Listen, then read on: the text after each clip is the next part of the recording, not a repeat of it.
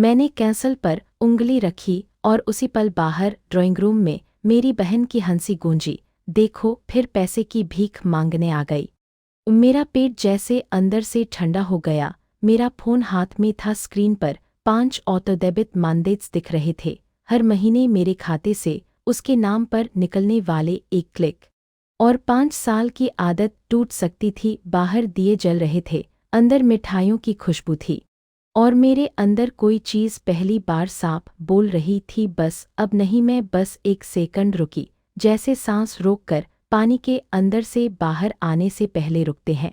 फिर मैंने cancel auto पे दबा दिया। स्क्रीन पर छोटा सा मैसेज आया, मंदेत कैंसल्ड। मेरा हाथ कांपा नहीं, पहली बार नहीं कांपा। सुनो, अगर तुम यहाँ तक आए हो तो एक छोटा सा सवाल, तुम ये कहानी कहाँ से सुन रहे हो? भारत के किस शहर या किस देश से?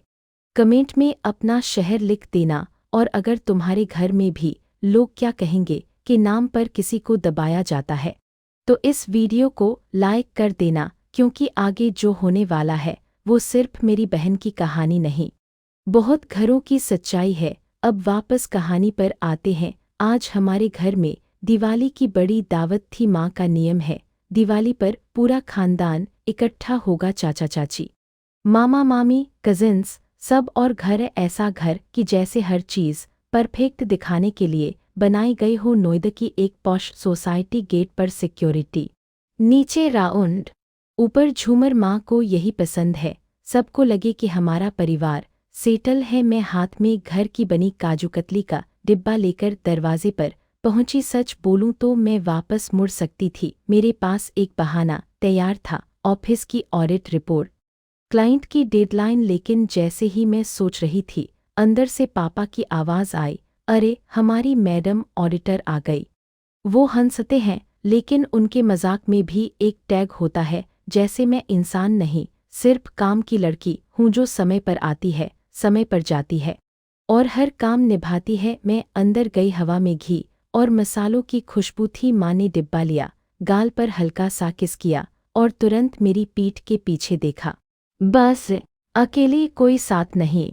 मैंने हल्की मुस्कान रखी, हाँ माँ, बस मैं। माँ ने जैसे सुनकर भी नहीं सुना। उनका ध्यान हमेशा कौन आया, किसके साथ आया, क्या पहन कर आया में रहता है। ड्राइंग रूम में रिश्तेदारों का शोर था, किसी के हाथ में सोडा, किसी के हाथ में नमकीन। सब बातें कर रहे थे, किसकी प्रॉपर्टी कहाँ, किसका बेटा कहाँ नौकरी, किसकी बेटी किसके साथ घूम रही। और मैं हमेशा की तरह एक कोने में बैठ गई, ताकि कोई मुझे कम न समझे और कोई मुझे काम न पकड़ा दे। फिर चाचा ने मुझे देखते ही कहा, आ गई हमारी हिसाब किताब वाली। अरे बिटिया, हमारा टैक्स भी देख लेना। सब हंस पड़े। मैं मुस्कुरा दी, क्योंकि मैं जानती हूँ अगर मैं नहीं मुस्कुराऊंगी तो कहा जाएगा घमंडी है। मैं इंटरनल ऑडिटर हूँ, मुझे नंबर समझ आते हैं, लेकिन मेरे घर में नंबर समझना सम्मान नहीं, फ्री सर्विस है। मैंने अभी पानी का ग्लास उठाया ही था कि घर अचानक शांत हो गया, जैसे टीवी का वॉल्यूम एकदम कम हो जाए। सबका ध्यान दरवाजे पर चला गया। मेरी बहन रिया आ गई थी। रिया हमेशा लेट आती है, लेकिन ऐसे आती है जैसे देर भी उसकी स्टाइल हो। इस बार उसने चमकदार सूट पहना था, भारी दुपट्टा और हाथ में ब्रांडेड बैग, बाल ऐसे सेट जैसे किसी शूट से उठकर आई हो। माँ का चेहरा खिल गया, वो चमक जो मुझे कभी नहीं मिलती। माँ भाग कर गईं, अरे मेरी रानी, कितनी सुंदर लग रही है।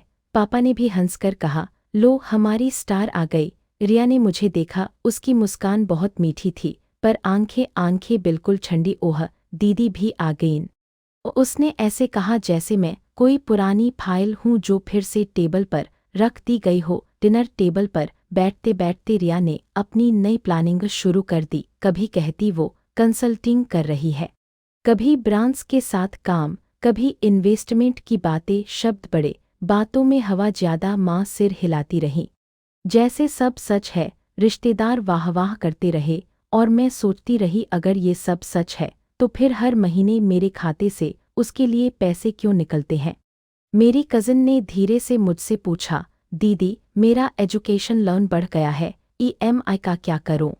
मैं खुश हुई, कम से कम किसी को मेरी असली स्किल चाहिए थी। मैंने कहना शुरू किया, देखो, सबसे पहले सिबिल्स को समझो, फिर रिस्ट्रक्चर। तभी माँ ने बीच में काट दिया, अरे आज ये सब छोड़ो, त्योहार है घर में, गणित मत चलाओ। फिर माँ ने रिया की तरफ देखकर कहा, रिया तो पैसों की बहुत समझदार है, उसी से पूछ लो। मैंने अपनी प्लेट की तरफ देखा, मुझे समझ आया, यहाँ समझदार का मतलब नल्ज नहीं, दिखावा है। रिया ने हंसते हुए कहा, दीदी को तो बस जोड़ घटाना आता है। फिर उसने ग्लास उठाकर सबके सामने कहा, और वैसे भी दीदी हमेशा पैसे की तंगी में रहती हैं। सबका ध्यान मुझ पर आ गया। मैंने धीरे से कहा, मैं ठीक हूँ। रिया ने वही मीठी ठंडी मुस्कान के साथ कहा, ठीक, फिर भी तो तुम हमेशा उधार मांगती रहती हो। और फिर उसने सबसे बड़ा झूठ फेंका, मुझे तो रोज़ मैसेज आते हैं, प्लीज़ पैसे भेज दे। सच में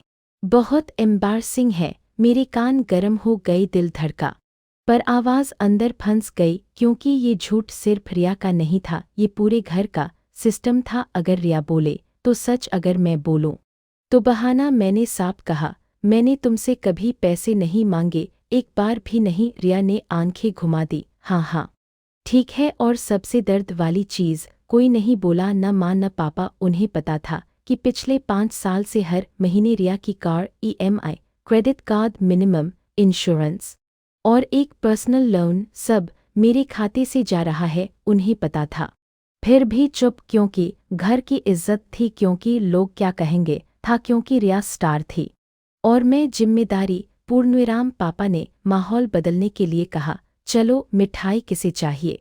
बात वहीं दब गई, जैसे गंदगी को कारपेट के नीचे धकेल देते हैं। मैंने खाना नहीं खाया, मैं उठी, वॉशरूम जा रही हूँ। मैंने कहा। माँ ने बस सिर हिलाया, जैसे मेरी मौजूदगी सिर्फ चेय भरने के लिए है। वॉशरूम में मैंने दरवाज़ा लॉक किया, शीशे में अपनी शक्ल देखी, थकी हुई, पर आंखों में कुछ जागा हुआ। मैंने फ़ोन निकाला, बैंकिंग ऐप खोला, वहाँ 5 मैंडेट्स थे, UPI ऑटो पे और बैंक ऑटो डेबिट नाम। रिया अमाउंट्स अलग अलग, पर कुल जोड़ हर महीने लगभग 72,000 के आसपास। 5 साल का हिसाब में रोज़ नंबर्स देखती हूँ, पर ये नंबर मेरे लिए शर्म बन गए थे। मैंने खुद को समझाया था, ये परिवार है, मदद करनी चाहिए, पर आज उसी परिवार ने सबके सामने मुझे भिखारी बना दिया। मैंने पहला मैंडेट चुना, कैंसिल, फिर दूसरा कैंसिल, तीसरा कैंसिल, चौथा कैंसिल, 5वां कैंसिल। हर बार स्क्रीन पर वही लाइन, मैंडेट कैंसिल्ड सक्सेसफुली।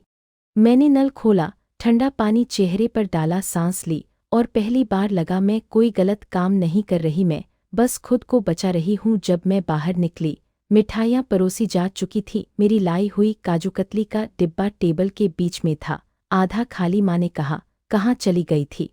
सबने खा लिया। मैं शांत रही। पापा ने पूछा, कॉफ़ी लेगी? मैंने कप आगे कर दिया, हाँ दे दो। मेरी जेब में फ़ोन हल्का सा कांपा, एक के बाद एक कन्फर्मेशंस, सब कैंसल्ड। मैंने कॉफ़ी का घूंट लिया और मन में एक लाइन साफ बनी, नंबर झूठ नहीं बोलते, लोग बोलते हैं। रात को मैं घर आई, मेरा एक BHK छोटा है, पर मेरा है। मैंने लैपटॉप खोला और एक फाइल बनाई, पेमेंट्स। रिया, मैं प्रोफेशनल हूँ, अगर कल कोई बोले तुम झूठ बोल रही हो, तो मेरे पास भावनाएं नहीं, सबूत होंगे। मैंने ट्रांजैक्शंस डाउनलोड किए, तारीख, अमाउंट, रेफरेंस नंबर, हर चीज़। मुझे खुद पर गुस्सा आया, मैंने ये सब पहले क्यों नहीं किया? फिर याद आया, क्योंकि मैं लड़ाई नहीं चाहती थी, मैं बस शांति चाहती थी। सुबह होते होते मेरे फ़ोन पर मिस्ड कॉल्स की बारिश शुरू हो गई, पहले रिया, फिर माँ, फिर पापा, फिर अननोन नंबर्स भी। स्क्रीन पर नोटिफिकेशंस चढ़ते गए, ऑटो पे failed, EMI bounce alert, payment declined.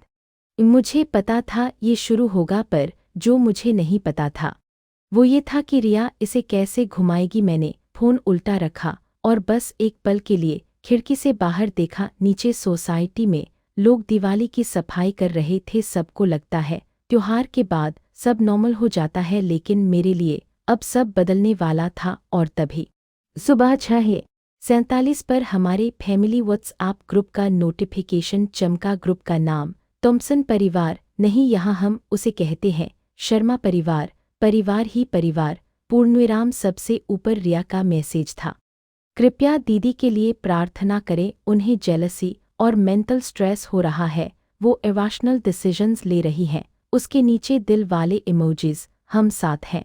भगवान सब ठीक करेगा बेटी, चिंता मत करो। एक के बाद एक मैंने स्क्रीन को देखा, मेरी उंगलियां ठंडी पड़ गईं। मैंने सिर्फ पैसे नहीं रोके थे, मैंने रिया की कहानी रोक दी थी, और अब वो मुझे पागल साबित करके सबके सामने मेरी आवाज़ बंद करने वाली थी। मेरे फ़ोन पर माँ की कॉल आने लगी लगातार, 1 2 3। मैंने कॉल उठाई और माँ ने जो पहला वाक्य बोला, उसने मेरे सीने में सीधा वार किया।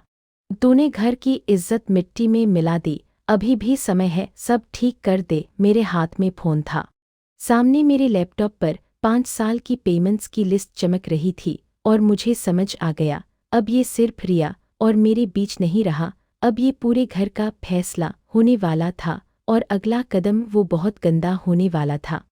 माँ की आवाज़ अभी भी मेरे कानों में गूंज रही थी, घर की इज्जत मिट्टी में मत मिला, जैसे इज्जत कोई बर्तन हो जो मेरे हाथ से गिर गया हो, और रिया का झूठ कोई साबुन हो जिससे उसे साफ कर दिया जाएगा। मैंने फ़ोन कान से हटाकर एक पल आंखें बंद की, फिर बहुत धीरे से कहा, माँ, इज्जत सच से बनती है, झूठ से नहीं। उधर से माँ ने जैसे सांस रोक ली, तू बहस मत कर, अभी तुरंत रिया के पेमेंट चालू कर, वरना सबके सामने तू ही गलत लगेगी। यही तो बात थी, सबके सामने, हमारे घर में सही गलत कम, सबके सामने कैसा लगेगा ज़्यादा मायने रखता था। मैंने कॉल काट दिया, काटते ही दिल धड़का, जैसे मैंने कोई बड़ा गुनाह कर दिया हो। फिर मैंने खुद को याद दिलाया, मैंने किसी का पैसा नहीं छीना, मैंने सिर्फ अपना पैसा वापस अपने पास रखा है।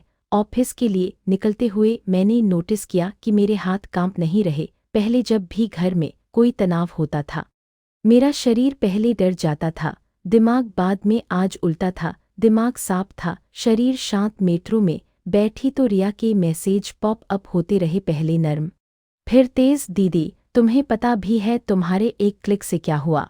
मुझे बैंक से कॉल आ रहा है, ये मजाक नहीं है। फिर अचानक, तुम्हारा दिमाग खराब हो गया है क्या? उसके बाद, माँ पापा रो रहे हैं, फिर घर की बदनामी करवा दोगी? मुझे हंसी आ गई, बदनामी जैसे ये सब 5 साल तक इज्जत थी और मेरा रुकना बदनामी। पूर्णविराम। ऑफिस पहुंची तो मेरे मैनेजर ने कहा, आज तुम अनयूजुअली फोकस्ड लग रही हो। मैंने सिर हिलाया, सच बोलूं तो मैं फोकस्ड नहीं थी, मैं हल्की थी, जैसे किसी ने मेरी पीठ से बोझ उतार दिया हो। जब इंसान को रोज एक बड़ा झूठ ढोना पड़ता है, वो काम भी थक कर करता है। लंच ब्रेक में मेरा फ़ोन फिर बजा, इस बार अननोन नंबर था। मैंने उठाया नहीं, फिर उसी नंबर से व्हाट्सएप मैसेज आया, hello ma'am, I am calling from recovery department.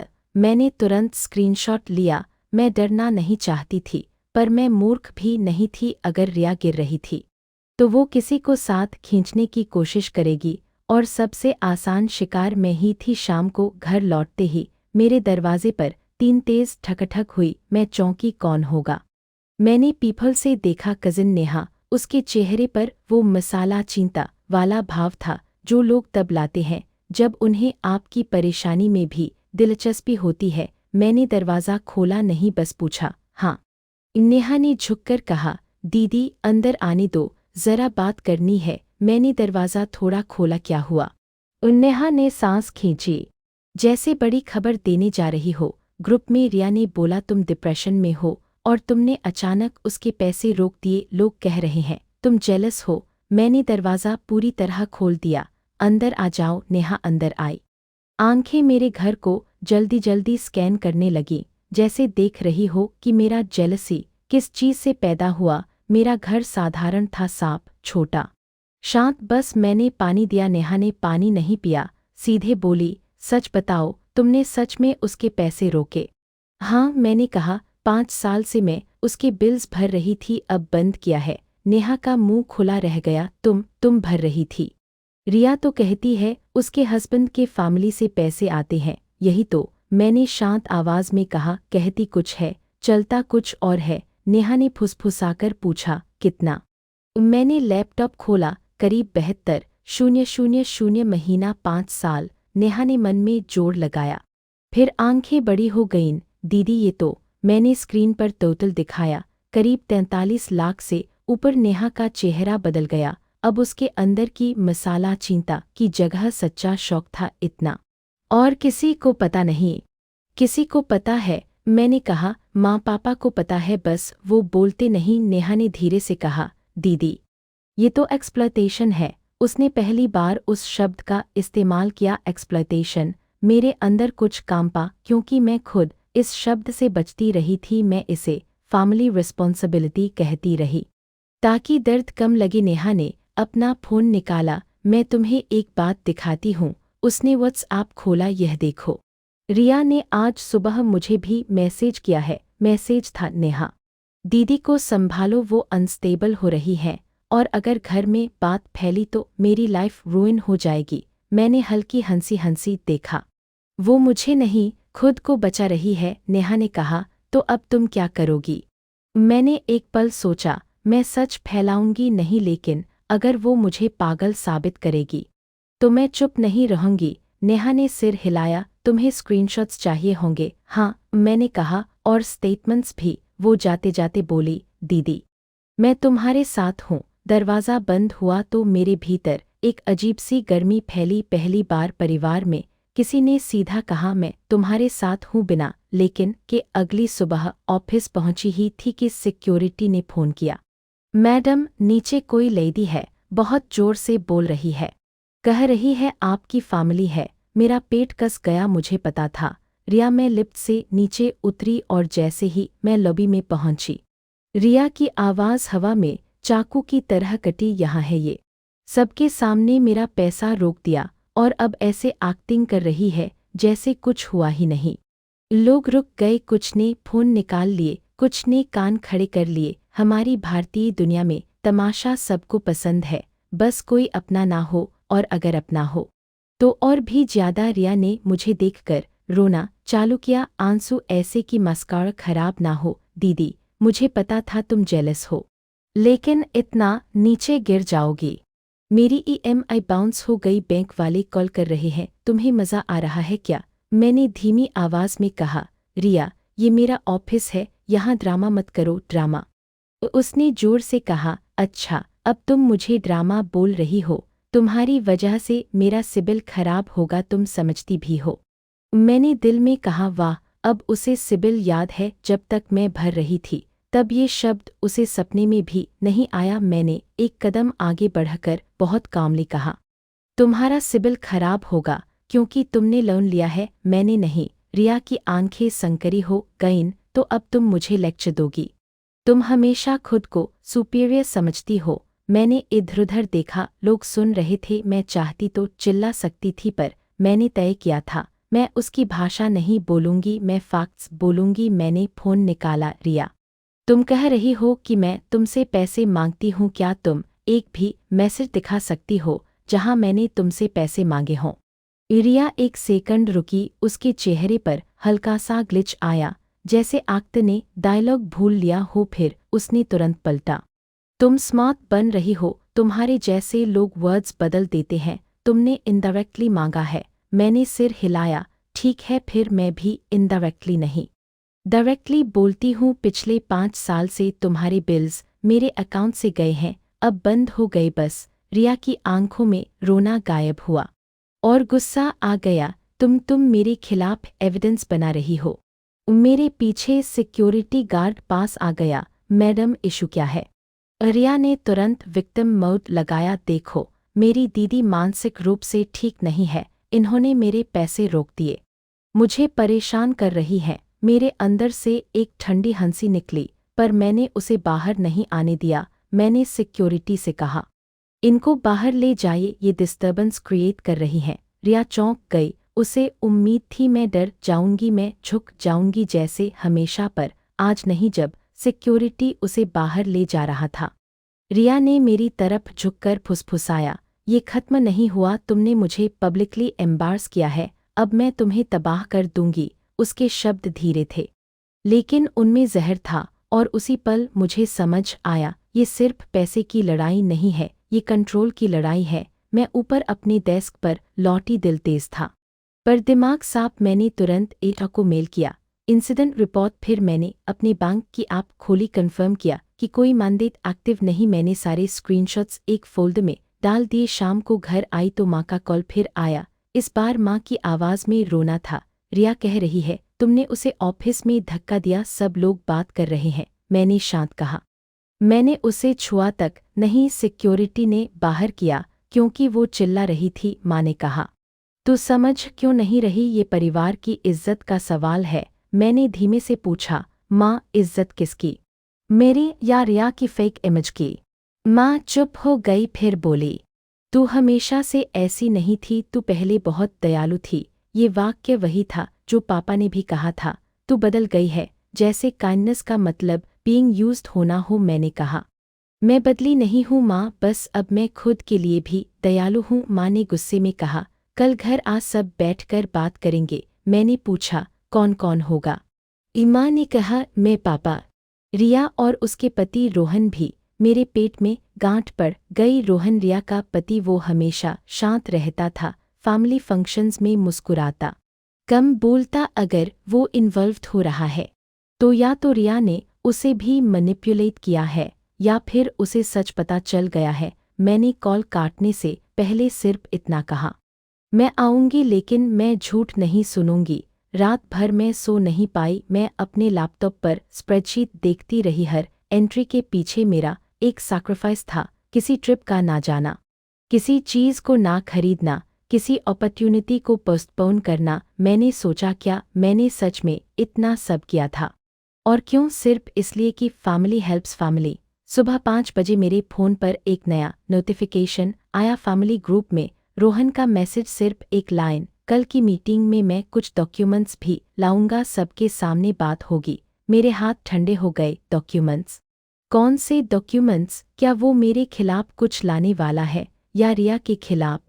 मैंने रोहन का नाम देखा, फिर अपनी स्प्रेडशीट, फिर बैंक स्टेटमेंट्स, और पहली बार मुझे लगा कल जो घर में होगा वो सिर्फ फैमिली मीटिंग नहीं होगी, वो फैसला होगा। या तो मेरी सच्चाई सबके सामने आएगी या फिर रिया मुझे पूरी तरह अनस्टेबल साबित करके मेरे ही परिवार से मेरा नाम मिटा देगी। मैंने लैपटॉप बंद किया और एक गहरी सांस ली। कल दोपहर उसी झूमर के नीचे, उसी ड्राइंग रूम में जहां हमेशा रिया चमकती रही है, आज मेरी बारी होगी। लेकिन मेरे पास एक डर था, अगर रोहन ने सच में डॉक्यूमेंट्स ला दिए तो उसमें मेरा नाम किस तरह लिखा होगा? मदद करने वाली बहन या जबरदस्ती पैसे देने वाली? और अगर उसने एक भी बात उल्टी कर दी तो मेरे सारे नंबर भी मुझे नहीं बचा पाएंगे। दरवाजे की घंटी अचानक बजी। सुबह के 7 बजे मैंने पीपल से देखा, बाहर रोहन खड़ा था, हाथ में एक मोटा फोल्डर और चेहरे पर वो भाव जो किसी के पास तब होता है जब वो कोई बम लेकर आया हो। दरवाजे की घंटी दूसरी बार बजी, लंबी और बेसब्र। मैं कुछ सेकंड वहीं खड़ी रही, पीपल से रोहन को देखती, हाथ में मोटा फोल्डर, चेहरे पर ना गुस्सा ना मुस्कान, बस एक भारी सा तनाव, जैसे वो खुद भी नहीं जानता कि आज जो होने वाला है उसके बाद सब बदल जाएगा। मैंने दरवाज़ा खोला, लेकिन पूरा नहीं। रोहन इतनी सुबह? वो एक पल चुप रहा, फिर बहुत धीमे बोला, दीदी मुझे अंदर आने दीजिए, 5 मिनट। मैंने दरवाज़ा खोल दिया। वो अंदर आया, जूते बाहर उतारे, जैसे अभी भी वो सभ्य इंसान बना रहना चाहता हो, लेकिन उसके हाथ की पकड़ फोल्डर पर इतनी कसकर थी जैसे फोल्डर से सच निकलकर भाग जाएगा। मैंने पानी ऑफर किया, उसने मना कर दिया, सीधे बोला, रिया ने कल घर में मीटिंग बुलवाई है, माँ, पापा, आप, मैं और शायद कुछ रिश्तेदार भी। माँ ने कहा, सिर्फ हम 4? मैंने कहा। रोहन ने हल्का सा कड़वा मुस्कुराया, रिया की बातों में सिर्फ कभी सिर्फ नहीं होता। दीदी मेरे गले में सूखापन आया, तो तुम यहाँ क्यों आए हो? रोहन ने फोल्डर मेरे सामने टेबल पर रखा, क्योंकि कल अगर वो अपनी कहानी चलाने में सफल हो गई तो आप पूरी फैमिली में मेंटली अनस्टेबल बन जाएंगी। और वो रुका, जैसे अगला वाक्य बोलना उसे शर्मिंदा कर रहा हो और मैं भी उसके साथ उस झूठ में शामिल हो जाऊंगा। मैंने कुर्सी खींचकर बैठ गई। तुम सच बोल रहे हो? रोहन ने सिर हिलाया। मैं 6 साल से उसकी बातों पर भरोसा करता आया हूँ। उसने मुझे बताया कि उसे दादी के ट्रस्ट से पैसे आते हैं, फिर कहा कि कभी कभी आप मदद करती हैं क्योंकि आप फाइनेंशियली स्ट्रॉन्ग हैं, लेकिन मुझे नहीं पता था कि ये मदद हर महीने ऑटो डेबिट की तरह चल रही है, और अब पता चल गया। मैंने कहा। रोहन ने गहरी सांस ली। ईएमआई बाउंस हुआ, बैंक की कॉल आई, क्रेडिट कार्ड कंपनी के मेल आए, और फिर मुझे असली स्टेटमेंट दिखा। जब बैंक ने मैंडेट कैंसल की डिटेल्स भेजी, वहां आपका नाम था। मेरे शरीर में एक अजीब सा सुकून उतरा। पहली बार किसी ने बिना ड्रामा के फैक्ट्स देखे थे। रोहन ने फोल्डर खोला।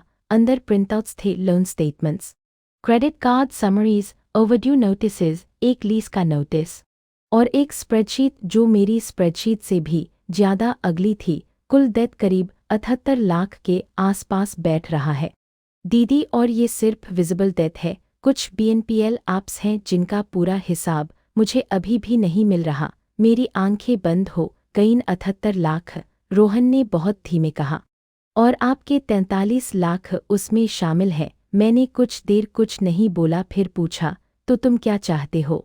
रोहन का स्वर टूट गया। मैं चाहता हूं कि कल सच बाहर आए, क्योंकि अगर सच नहीं आया तो मैं भी उस झूठ का हिस्सा बन जाऊंगा जो आपको तोड़ेगा और रिया को भी कभी सुधरने नहीं देगा। मैंने उसे देखा। उसके चेहरे पर गिल्ट साफ था, लेकिन उसके भीतर एक डर भी था। सोसाइटी, रिश्तेदार, लोग क्या कहेंगे, वही पुराना डर जो हमारे घर की हवा में खुला रहता है। मैंने कहा, रोहन सच बाहर आए तो रिया टूटेगी। रोहन ने सिर हिलाया। हाँ, लेकिन अभी वो दूसरों को तोड़कर खड़ी है, ये भी गलत है। मैंने अपने अंदर आवाज़ सुनी, ठीक है, अब डर नहीं, कल मीटिंग में तुम क्या करोगे?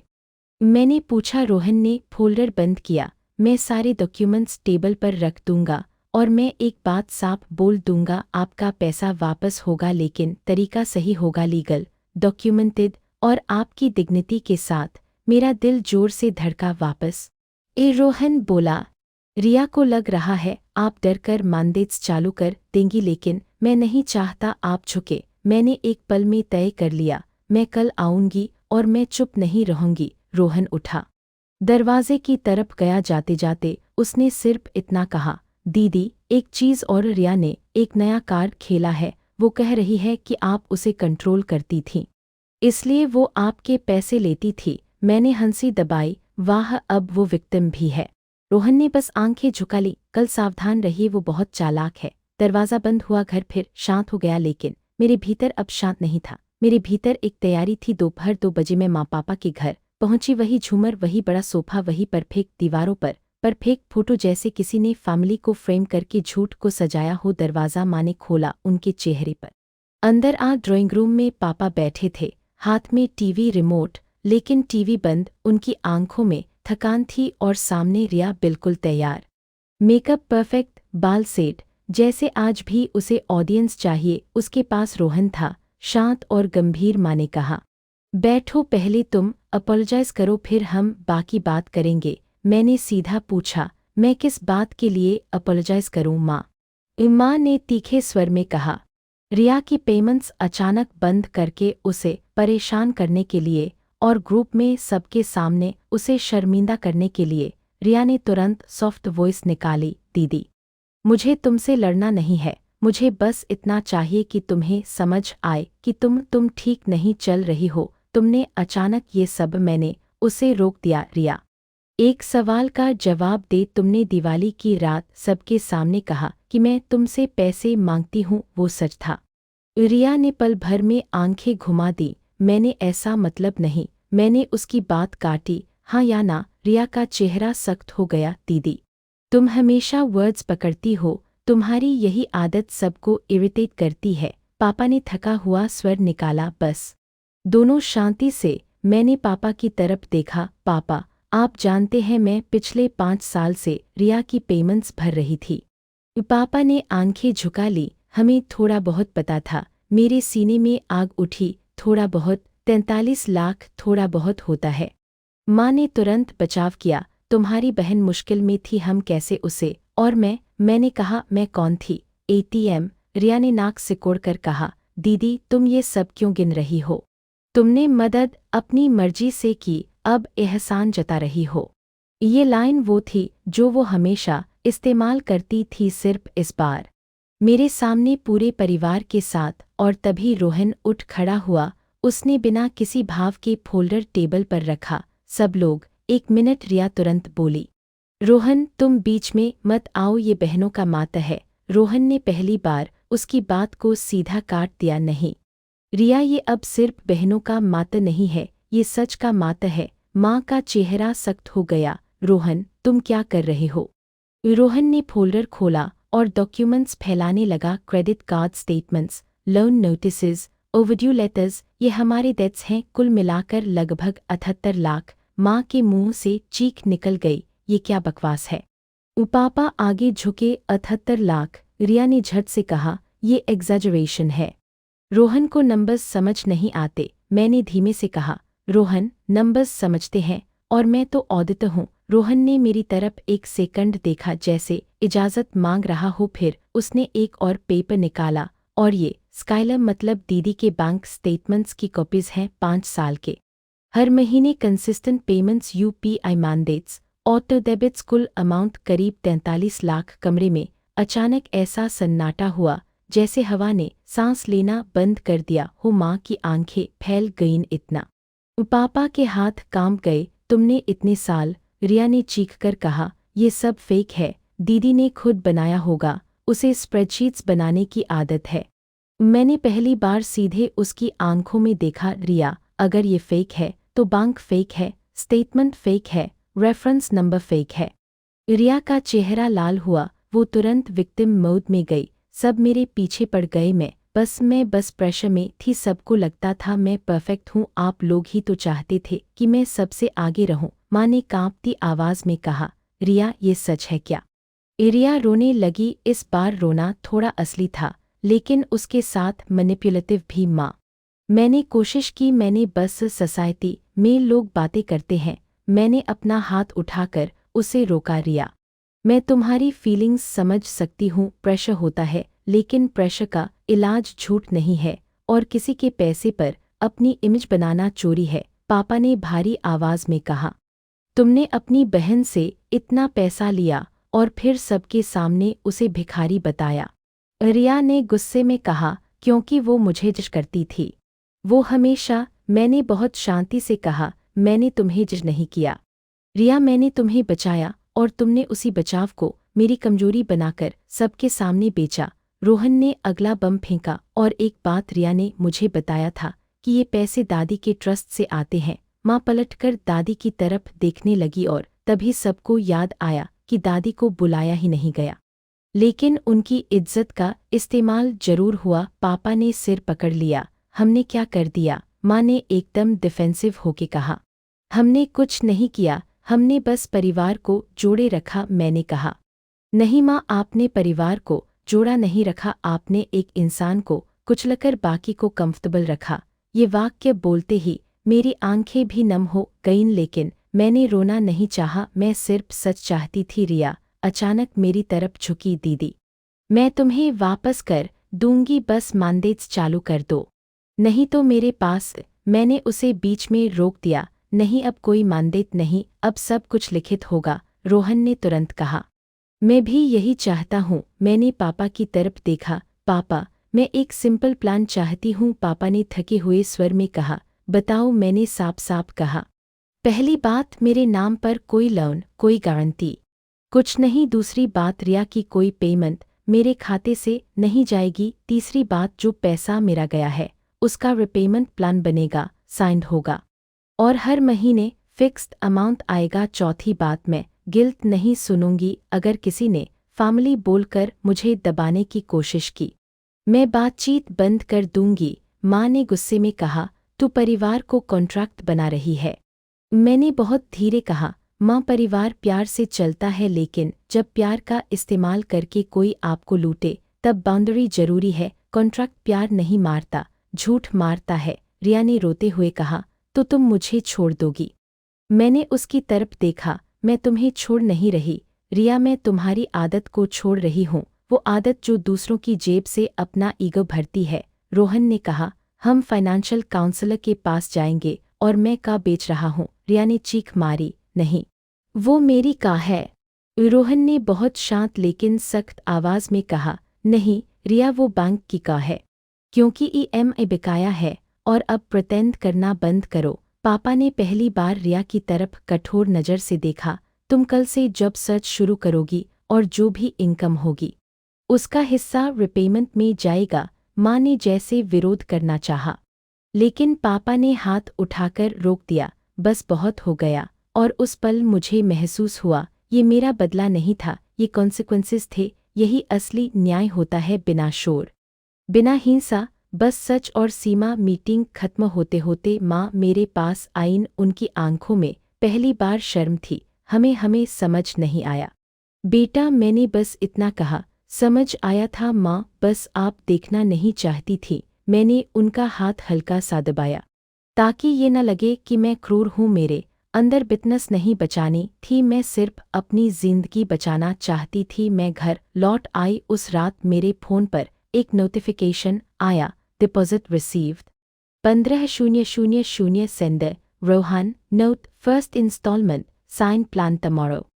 मैंने स्क्रीन को देखा। मेरे दिल में कोई जीत वाली खुशी नहीं थी, बस एक शांति थी, जैसे बहुत साल बाद सांस सही जगह जा रही हो। अगले हफ्तों में रिया ने सोशल मीडिया पर पोस्ट डालना बंद कर दिया। फैमिली ग्रुप में प्रेयर्स फॉर स्काइलर वाली फेक चिंता खत्म हो गई। कुछ रिश्तेदार अब भी कहते गरीब बहन है, माफ़ कर दे। मैं बस मुस्कुरा देती, माफ़ करना और फिर से इस्तेमाल होने देना दो अलग बातें हैं। रिया ने पहली बार सच में काम शुरू किया। छोटी नौकरी, शुरुआत में वो चिड़चिड़ी रही, फिर धीरे धीरे उसके चेहरे से वो नकली चमक उतरने लगी और उसकी जगह एक थकी हुई लेकिन सच्ची इंसानियत आने लगी। एक दिन उसने मुझे मैसेज किया, दीदी मैंने गलती की, मैं डर गई थी, मैं सॉरी।